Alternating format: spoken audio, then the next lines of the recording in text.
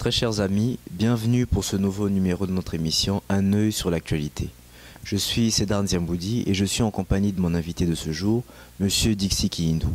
Nous avons déjà eu l'occasion de recevoir sur ce plateau Monsieur Dixi Kihindou, qui est un représentant de Joseph Mukungubila. Monsieur Dixi Kihindou, bonjour. Bonjour chers journalistes. Comment allez-vous, Monsieur Dixi Kihindou? Comme vous le voyez bien, je vais bien. Je me suis présenté à vous dans de bonnes circonstances et en bonne santé. Et donc je remercie Dieu, je vais bien, effectivement. Ouais. Nous nous en réjouissons, Monsieur Dixi Kihindou. Alors, ça fait près de 2 mois, je crois qu'on n'a pas eu l'occasion de vous recevoir sur ce plateau. La première question, c'est de se demander si vous avez suspendu ou interrompu carrément vos activités. Vous me demandez si on a suspendu nos activités. Le peuple congolais souffre énormément. Le peuple congolais pleure ses morts chaque jour.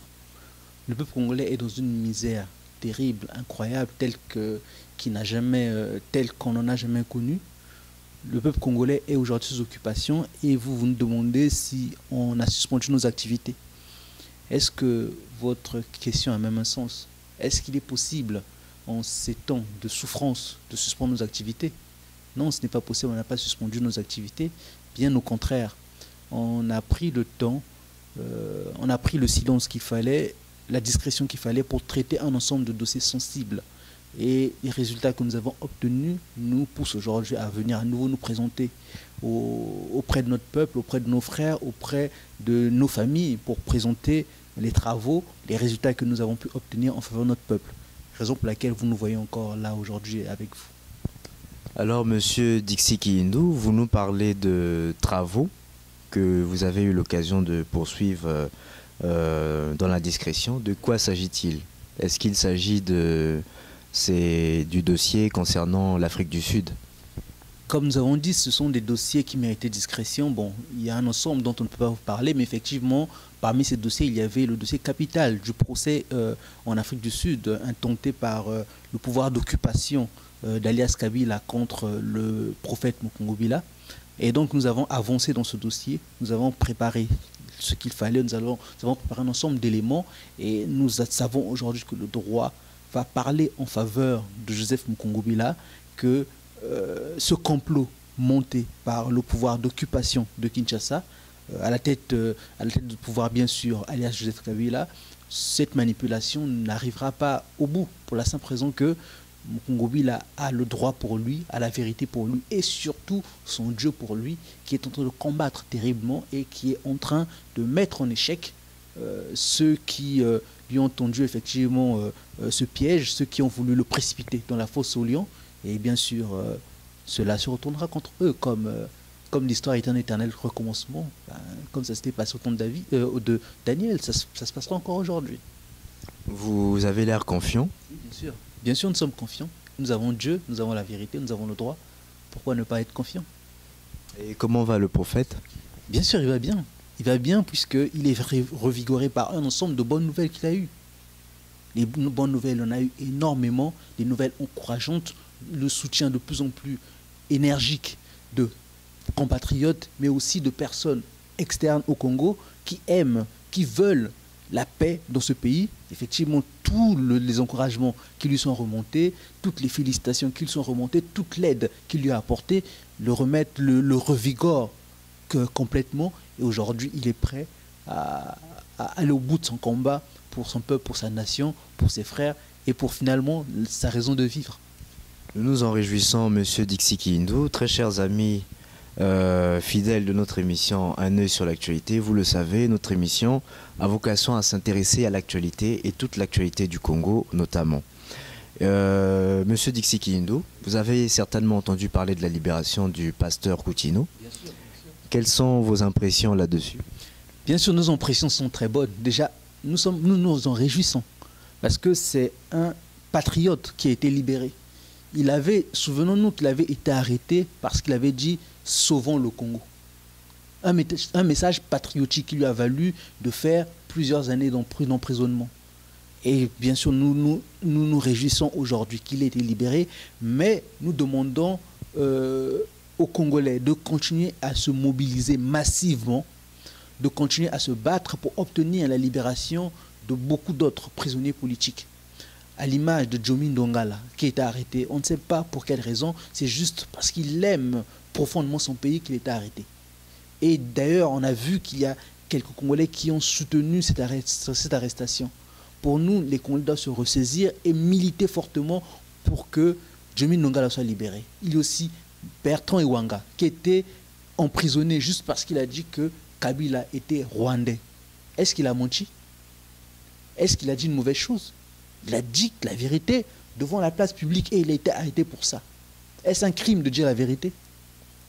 Il y a Bruno Kabangu qui a été arrêté en janvier 2014 parce qu'il avait juste défendu Mukungobila au Kasaï, à la télé, devant un parterre de journalistes. Est-ce un crime de donner sa position en tant qu'homme politique sur une situation qui concerne le pays? Les disciples de Mukungobila qui ont été arrêtés, eux aussi doivent être libérés. Pour la simple raison qu'ils ont été arrêtés parce qu'ils ont manifesté leur opposition au comportement criminel de ce pouvoir d'occupation. Ils ont défendu leurs droits conformément à l'article 64 de la Constitution et ils ont été arrêtés pour cela. Les Congolais doivent se mobiliser pour la liberté de tous ces prisonniers politiques, sans exception, afin qu'ils puissent apporter ce qu'il faut à leur nation, à leur pays, à ceux qu'ils aiment le plus, ceux qu'ils charrient le plus. Merci, Monsieur Dixi Kihindou. Alors, notre sujet principal de ce jour est bien sûr la lettre qui a été publiée par les évêques catholiques à Rome le 14 septembre dernier. Il s'agit donc de la SENCO, je cite, Conférence épiscopale nationale du Congo. Et la SENCO s'insurge contre la modification de la Constitution, notamment l'article 220 de la Constitution congolaise. Et implicitement, donc, la SENCO demande le départ de Joseph Kabila en 2016. Monsieur Dixi Kihindou, avec votre bureau, donc le bureau de Joseph Mukungobila, vous avez été les premiers à réagir après la publication de cette lettre. Qu'est-ce qui a motivé cette réaction et quelle est votre opinion sur ce sujet? Notre opinion, nous l'avons déjà donnée dans cette lettre, dans la réponse que nous avons adressée à la lettre des évêques catholiques. Et nous avons salué la démarche des évêques catholiques, nous l'avons soutenue et nous avons été très heureux de voir cela parce que nous avons pris cette lettre, nous l'avons étudiée en détail et nous avons compris que oui, les évêques adressaient un message patriotique avec comme principal sujet ou comme sujet de fond protégeant le Congo. Et justement, parce que c'est un message patriotique, parce que c'est un message fait pour le bien du peuple, alors nous l'avons soutenu. C'est la position que nous avons donnée. Par contre, nous avons demandé aux évêques, puisque le pape François, qui est le chef de l'Église catholique, les a encouragés à apporter fermement leur contribution au bien-être de leur peuple, nous avons demandé aux évêques d'aller plus loin. Et qu'est-ce que vous entendez par aller plus loin? Oui, bien sûr. Ils ont demandé donc le départ d'alias Joseph Kabila en 2016. Mais pourquoi attendre 2016? Depuis que ce monsieur a mis ses pieds au Congo, il n'a semé sur sa route que mort et désolation, que viol, que massacre, que pillage, bradage des richesses. 2016, c'est la date qui a été prévue pour les élections. Est-ce que vous n'êtes pas favorable aux élections en 2016? Oui, bien sûr. Bien sûr, je vais répondre à votre question, mais je me permets d'abord de préciser que alias Kabila est aujourd'hui le symbole ou sinon le nom du mal qui frappe le Congo. Alors pourquoi attendre 2016 alors que entre aujourd'hui 2014 et 2016, il va encore continuer à semer la désolation sur sa route? Nous demandons donc à tout le peuple congolais, en particulier aux évêques qui ont mis en jeu tout leur puissant réseau, à savoir les catéchistes, les curés et un ensemble d'acteurs pour parler au peuple, nous leur demandons d'exiger le départ immédiat d'alias Kabila, parce que c'est lui le problème du Congo. Et ensuite, mettre en place ou pousser à la mise en place d'un dialogue entre tous les fils et filles du pays. Parce que ce n'est pas avec la non-modification de la Constitution, en 2016 de surcroît, que le problème sera réglé. D'autant plus que les évêques, dans leurs lettres, ont manifesté leur préoccupation principale, à savoir le bien-être du peuple congolais, le bonheur du peuple congolais et l'intégrité de la nation. en tout cas, que la nation ne soit pas détruite. C'est ça leur préoccupation. Raison pour laquelle nous leur disons, oui, effectivement, ce que vous avez fait, c'est très bien. Cependant, il y a encore plus à faire, il y a encore mieux à faire en exigeant le départ immédiat de l'imposture et la mise en place d'un dialogue entre fils et filles du pays pour régler l'ensemble des situations, l'ensemble des crises que nous traversons, que ce soit des crises sécuritaires. Il n'y a plus de sécurité au Congo.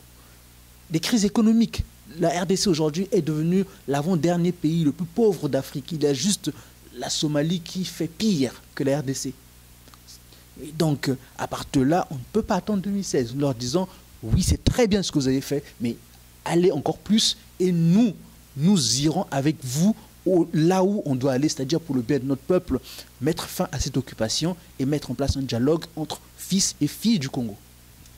Pensez-vous que votre point de vue soit partagé par toutes les forces politiques en présence au Congo, que ce soit à l'intérieur ou à l'extérieur du pays? Vous le savez, il y a beaucoup de forces qui militent pour un changement au Congo. Nous le savons, mais il y a beaucoup de clivages aussi. Et pensez-vous que votre position va trouver l'adhésion de toutes ces forces-là? Comme j'ai dit, le message adressé par les évêques catholiques est un message patriotique. Et notre réponse que nous avons adressée est aussi une adresse patriotique. À partir de là, tous les mouvements, quelle que soit leur tendance, qui sont véritablement des patriotes, qui aiment réellement ce pays-là, se reconnaîtront forcément, puisque ce sont des messages patriotiques. Ils se reconnaîtront forcément et ils voudront apporter leur pierre, puisque c'est une pierre à l'édifice que les évêques catholiques ont apporté, une pierre à l'édifice que le bureau de Joseph Mukungubila a apporté, et eux aussi ont quelque chose à dire, un mot à faire valoir, une position à donner, patriotique, et donc ils apporteront aussi. Puisqu'ils aiment tous le pays, en tout cas je m'adresse à ceux qui aiment réellement ce pays, puisqu'ils aiment tous le pays, alors je suis sûr qu'ils comprendront facilement le message, qu'ils comprendront aisément le message, et ils apporteront alors leur pierre à l'édifice. Ils comprendront que oui, le dialogue entre nous, la discussion entre nous, qui sommes de différentes tendances, ceux qui sont des religieux, ceux qui sont des traditionnalistes, ceux qui sont des partisans de la lutte armée, ceux qui sont pro-moboutistes, ceux qui sont pro-tshisekidistes, toutes les tendances, ils se reconnaîtront forcément dans ce message qui est patriotique. Monsieur Dixie Kihindou, je comprends bien votre volonté de voir éclater un changement au Congo, mais il faut savoir que le Congo apprend et est encore en apprentissage en ce qui concerne la démocratie. Et je le disais tout à l'heure, les clivages sont vraiment répandus au Congo. Pensez-vous concrètement que cette chose soit possible? Comment pensez-vous mettre en place une telle chose? Vous parlez de dialogue, vous parlez de réunir toutes ces personnes, tous ces clivages-là. Comment pensez-vous le faire concrètement? Comme j'ai dit, je m'adresse à tous ceux qui aiment le pays. Quand on aime, on fait tout ce qu'on peut pour faire le bien à ceux qu'on aime. Par exemple, si moi j'aime ma femme, je ferai tout pour aider ma femme pour qu'elle soit dans de bonnes conditions. C'est pareil pour les patriotes. S'ils aiment le pays, ils feront tout ce qu'il faut pour que le pays puisse avancer. Alors, à partir de là, qu'est-ce qu'il faut? Il faut la paix, il faut le bonheur du peuple. Et puisqu'il y a un ensemble de mouvements qui sont de différentes tendances, qui ont différentes idéologies, mais qui veulent tous la paix du pays, alors forcément, puisqu'ils ont un seul leitmotiv, la paix, le bonheur du peuple, alors ils trouveront un moyen de s'insérer dans cette route que nous sommes en train de tracer, cette route à laquelle nous appelons toutes les forces à s'insérer dedans. Ils comprendront, puisqu'ils aiment le pays. À moins qu'ils n'aiment pas le pays, alors ils ne voudront pas qu'on puisse trouver un terrain d'entente, qu'on puisse s'asseoir, qu'on puisse discuter, qu'on puisse œuvrer pour le bien-être du pays. S'ils n'aiment pas le pays, ils ne voudront pas. Mais s'ils aiment le pays, forcément qu'ils se reconnaîtront dans ça et ils viendront, on discutera, on trouvera un terrain d'entente et le pays avancera. On mettra fin à ces années de souffrance avec un bilan. Quel bilan? 6, 8, 10, 12 millions de morts. Est-ce que nos clivages sont opposés à ces millions de morts? Tous les patriotes comprendront ce message et ils viendront. Merci beaucoup, monsieur Dixie Kihindou. Alors, très chers amis, nous sommes toujours dans cette émission Un œil sur l'actualité. Nous arrivons maintenant à la fin de notre émission et je vais laisser la possibilité à Monsieur Dixie Kihindou, qui est le représentant de Joseph Mukombila, de pouvoir nous donner un mot de la fin. Bien sûr, mon mot de la fin est premièrement une pensée pour notre peuple qui souffre tant, qui a tant souffert, des millions de morts, des massacres, l'insécurité partout, la misère, la famine. C'est d'abord une pensée pour notre peuple que je salue chaleureusement et je demande à tous nos compatriotes de garder confiance en l'avenir, de ne pas être désespérés, mais de croire fermement que nous sommes en train d'arriver au bout de nos souffrances, que l'ennemi qui ne fait que détruire, qui ne fait que diviser, qui ne fait que violer, est à la fin de son imposture et que nous allons régler définitivement cette situation. Et donc nous demandons au peuple de garder confiance, mais aussi et surtout de se mobiliser encore plus qu'auparavant, parce que nous sommes à la porte du bonheur. Donc nous demandons vraiment au peuple, à tous nos compatriotes, à tous les combattants, à tous les résistants, à tous les patriotes et à ceux de l'extérieur qui qui aiment réellement les Congolais, de nous aider et surtout d'être encore plus mobilisés pour que nous puissions finir avec cette situation difficile qui nous a fait tant de mal. Et donc je salue tout le monde, je salue l'ensemble des mouvements combattants, l'ensemble des mouvements de résistance, l'ensemble des mouvements qui aiment ce pays. Et je vous dis que je crois que ce message que nous vous adressons aujourd'hui sera écouté et qui trouvera de bonnes faveurs à vos yeux, à vos oreilles, et que nous nous assiérons pour discuter, pour trouver une solution définitive à la situation du pays. Je vous remercie d'avance. Très chers amis de notre émission Un œil sur l'actualité, c'était un plaisir pour moi de vous animer cette émission. Je suis Cédar Nziamboudi. Je vous dis encore merci pour votre temps, votre instant. À bientôt.